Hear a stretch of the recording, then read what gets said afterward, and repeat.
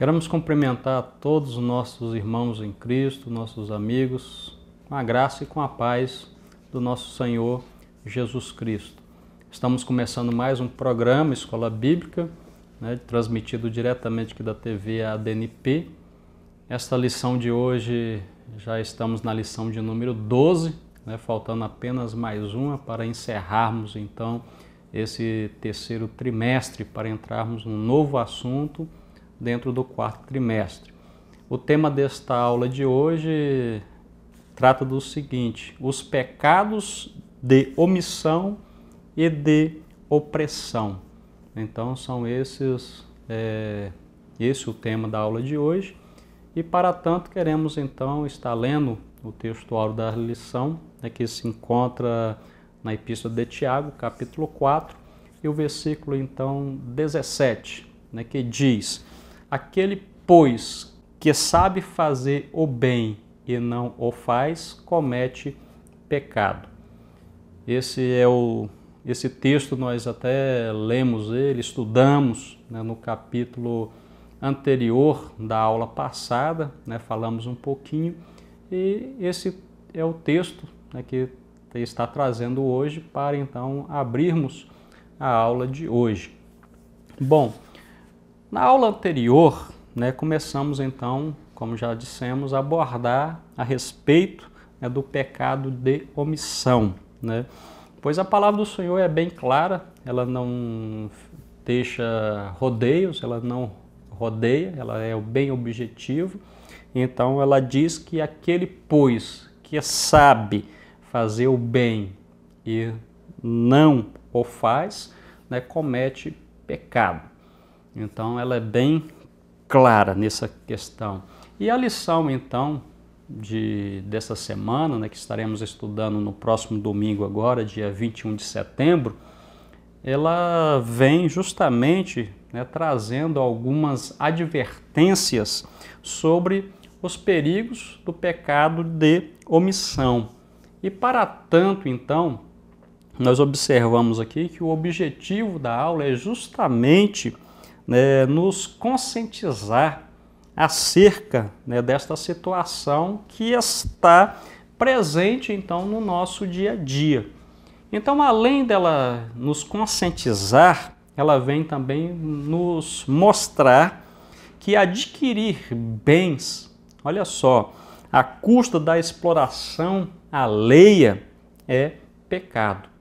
E para finalizar a aula, então, nós observamos aqui que a lição nos leva a experimentar, para nos reflexionar, que Deus, ele ouve o clamor dos trabalhadores injustiçados. Vamos então estar entrando aqui na nossa lição. O primeiro capítulo ele vem tratando a respeito do pecado de omissão, registrado então na Epístola de Tiago, capítulo 4, e o versículo 17, que é o nosso textual. E o primeiro subponto aqui, nós encontramos dentro desse primeiro capítulo, que ele vem abordando sobre a realidade do pecado. Então, quero chamar a tua atenção para a realidade do pecado. Realidade é a qualidade ou característica do que é real.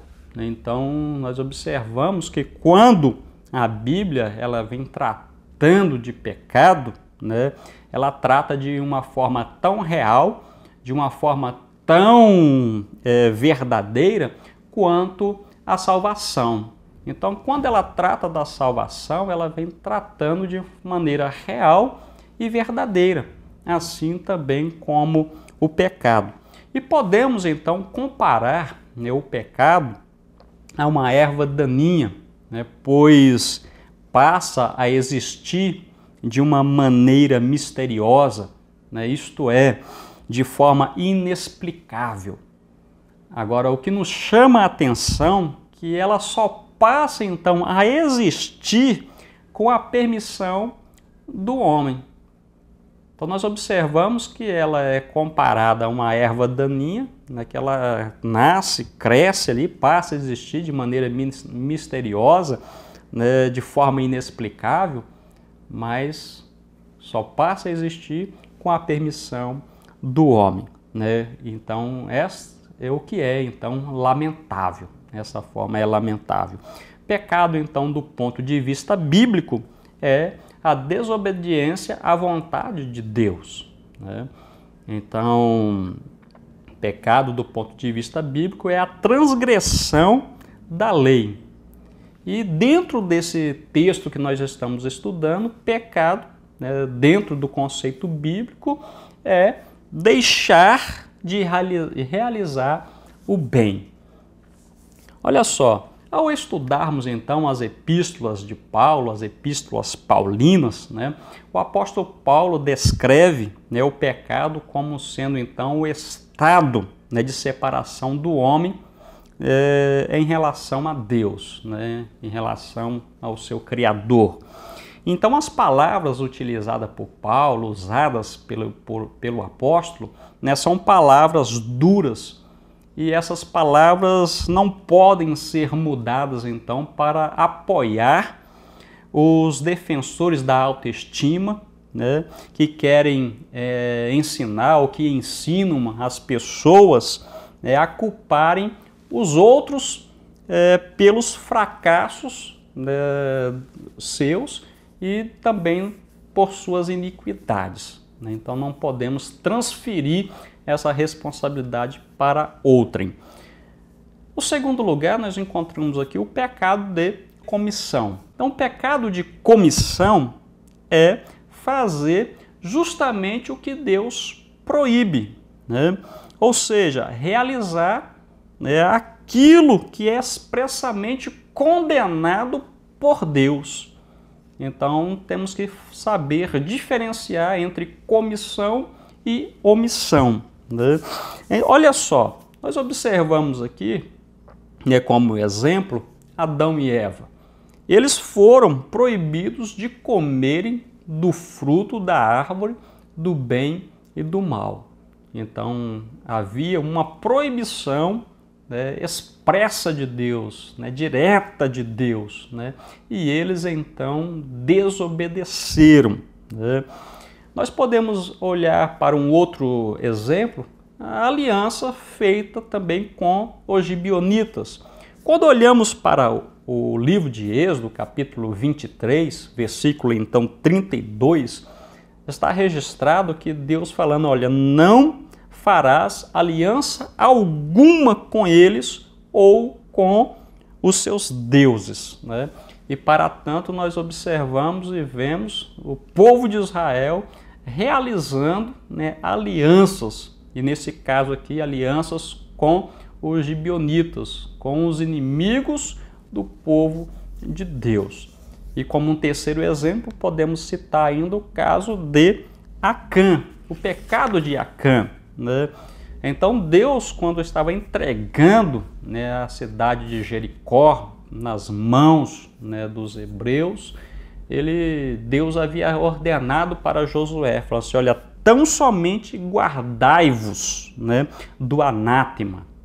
Olha só, para que não toqueis, nem tomeis coisa alguma deles, e assim façais maldito o arraial de Israel e o perturbeis, né? Então nós vemos aqui que Acã, ele acabou então cobiçando alguns objetos ali da conquista de Jericó, e com isso ele trouxe um certo transtorno para Israel. E por último aqui nós encontramos então o pecado de omissão. Pecado de omissão são aqueles que se cometem não fazendo o bem.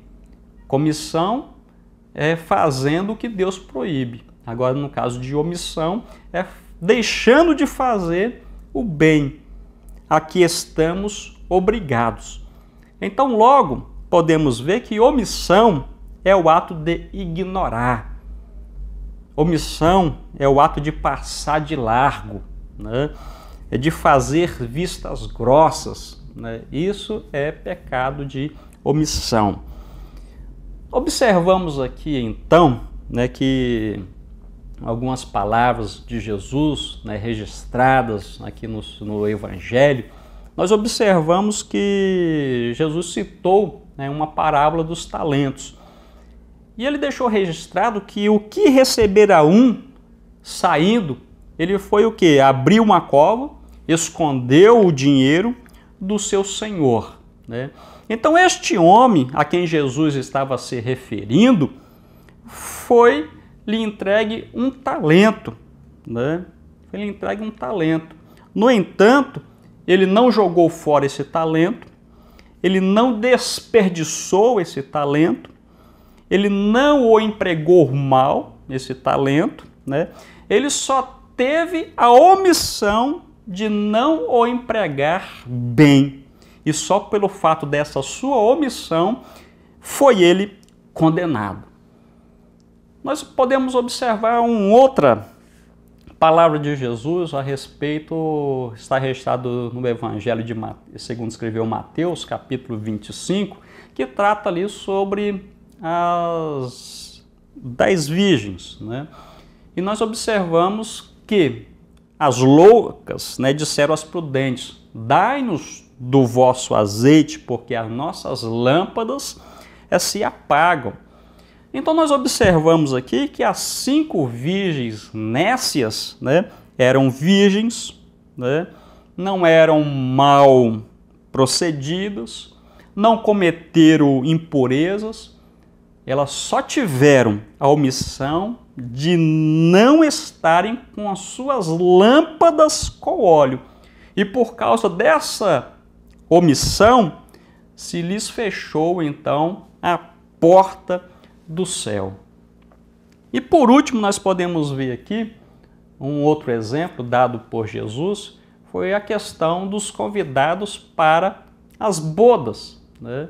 E nós observamos que a hora da ceia, então, Jesus, né, aquele Senhor, então mandou que se chamassem, né, ele enviou o seu servo para que chamasse todos os convidados, né, para vir, porque as bodas estavam preparadas. E nós observamos então, né, que os convidados dessas bodas começaram um a um se excusar, né?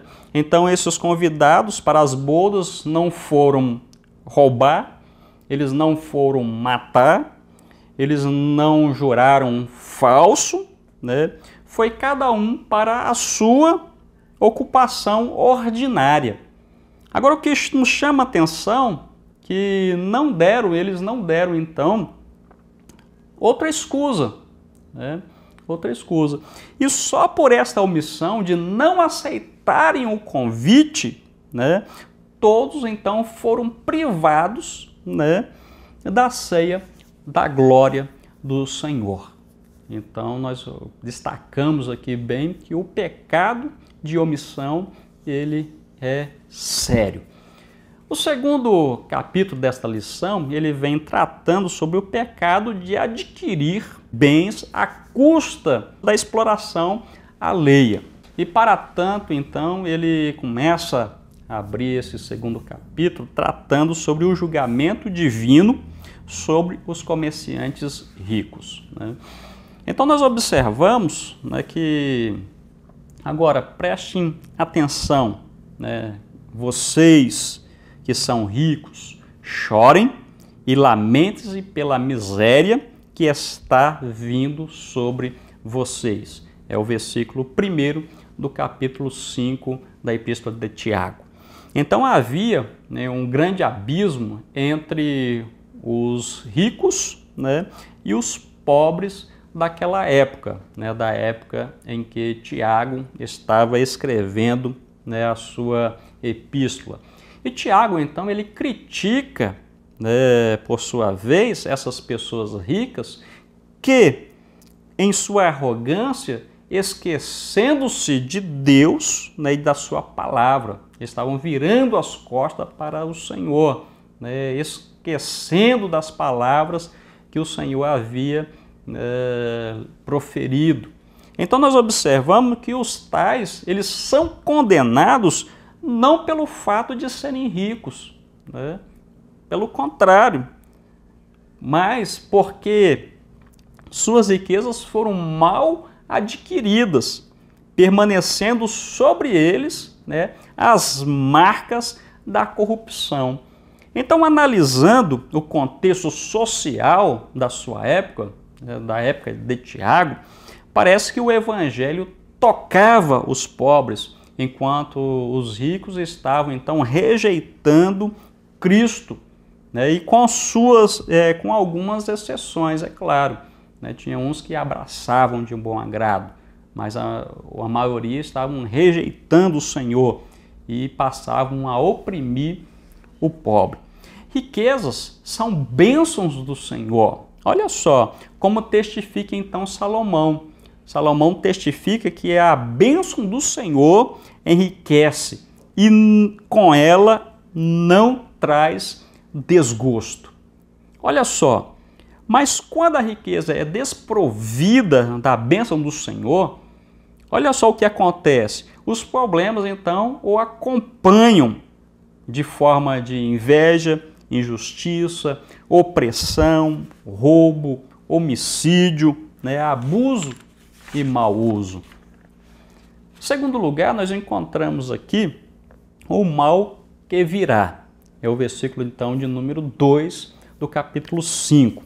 Então ele diz que as vossas riquezas estão aprodecidas e as vossas vestes estão comidas de traça. Então as palavras contidas nesse contexto indicam decadência, né, das riquezas. É isso que o versículo está nos a ensinar. Então a instabilidade da riqueza é a advertência mais evidente, né, das misérias futuras dos ricos. Nós podemos observar que os bens, né, são aprodecidos e as roupas se transformaram em farrapos. Isso então indica a transitoriedade da vida.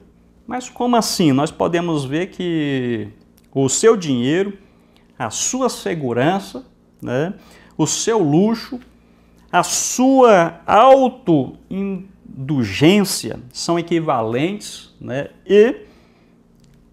a coisas aprodecidas porque lhes servirão de nada na eternidade, né? Então não adianta nada esse acúmulo. A eternidade não valerá para nada. E por último aqui, nós encontramos a corrosão das riquezas e o juízo divino. Versículo número 3 do capítulo 5. Então aquilo que consiste na riqueza é passageiro, né? Está sujeito à transitoriedade geral, né?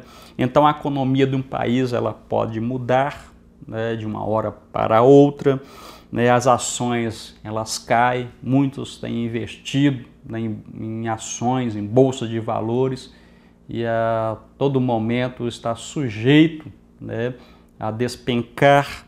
Empresas de renome, né, elas pedem então concordata e tem que fechar, assim, ser vendidas em urgência e instaura então um desemprego. Ora você está empregado, ora está desempregado. Então a riqueza é algo passageiro. Isso indica então está sujeito à transitoriedade geral. Então os metais preciosos que esse versículo diz acumularam-se e estragaram-se sem ter sido empregados, sem ter sido usados.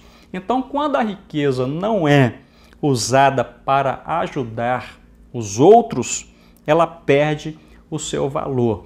Tiago nos adverte de que até mesmo, olha só, o que aparece mais indestrutível, né, o ouro, a prata que ele apresenta dentro desse texto, está condenado se não for colocado em bom uso.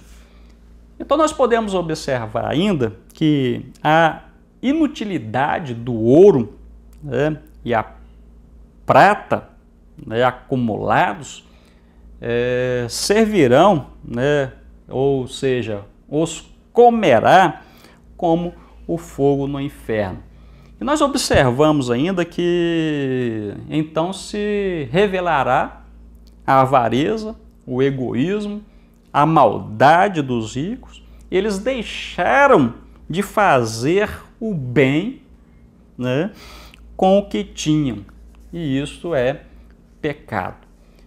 E o capítulo 3 dessa lição vai falar sobre o escasso salário dos trabalhadores, clama a Deus, né? E ele começa abordando aqui, o escritor da lição, falando sobre o clamor, né, do salário dos trabalhadores. O versículo, então, 4 desse 5º capítulo, né, condena aqueles que se tornam ricos por meio da exploração, né? Então, esse texto ele faz referência aos trabalhadores do campo, que por sua vez trabalhavam, né, o dia todo, né, para pessoas ricas, para receberem o seu salário, né, no final do dia. Para tanto, nós observamos que caso algum trabalhador deixasse de receber o seu salário, né, o seu pagamento, toda a sua família padeceria necessidade, passaria fome, né, pois o salário de hoje era que eles compravam a comida para o dia do amanhã. Em Deuteronômio capítulo 24, né, o versículo 14, o versículo 15, nós encontramos uma advertência aos patrões, né? Então está registrado lá que não explorarás o assalariado pobre e necessitado, seja ele então seu irmão, né, seja ele estrangeiro que mora na tua terra e nas tuas cidades. E o versículo ainda fala aqui que no mesmo dia lhe pagarás o seu salário para que o sol não se ponha sobre a dívida, pois ele é pobre.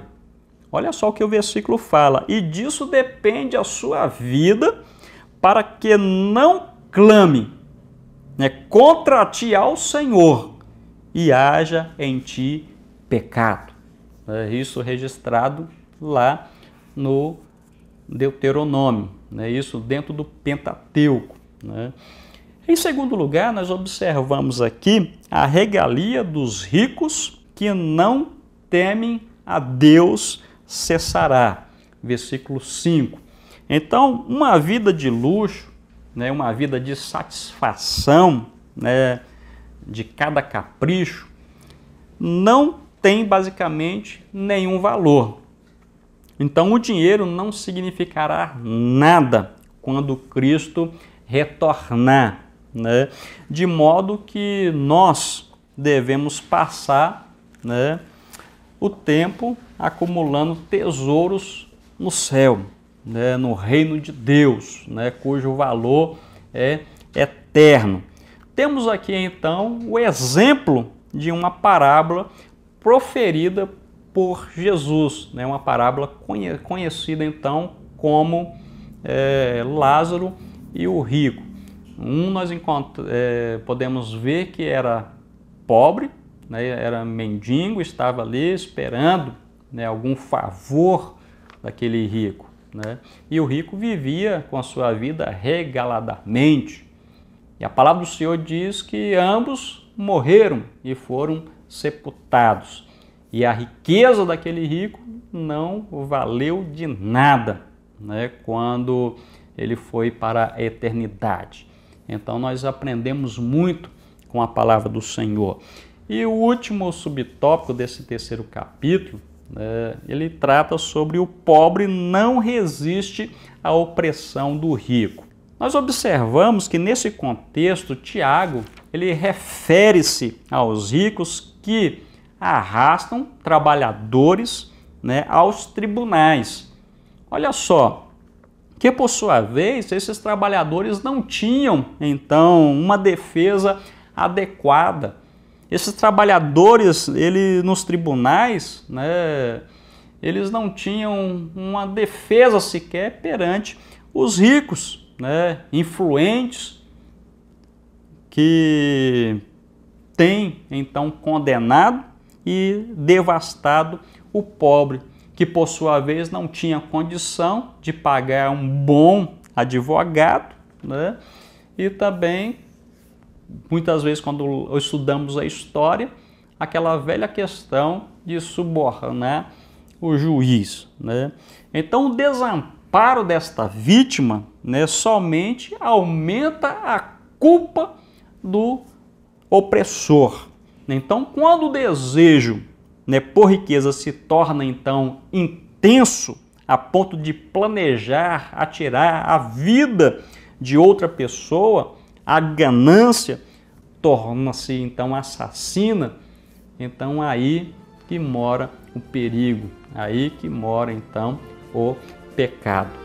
Com essas palavras então quero finalizar a aula de hoje, né, agradecendo de coração, né, eu tenho uma satisfação de tê-lo sempre conosco aqui no programa Escola Bíblica, né, que a paz de Cristo vos guarde em todo momento.